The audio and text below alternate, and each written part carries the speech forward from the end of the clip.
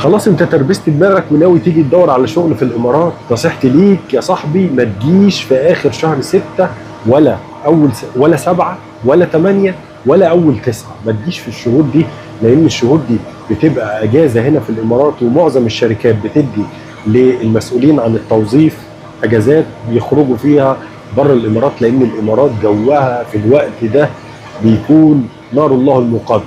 ربنا يا رب يعني بص ينجينا من الحر دون ويكتب لنا السلامه فيه ونعدي الكام شهر دول على خير.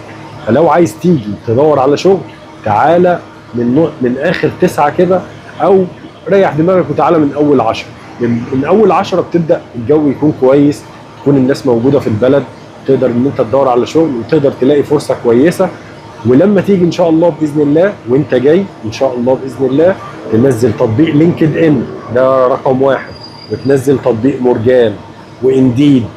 الثلاث تطبيقات اللي قلت لك عليهم لينكد ان ومورجان وانديد، الثلاثه دول اهم من البوكسرات اللي هتكون معاك في الشنطه، اهم من المخده اللي هتنام عليها.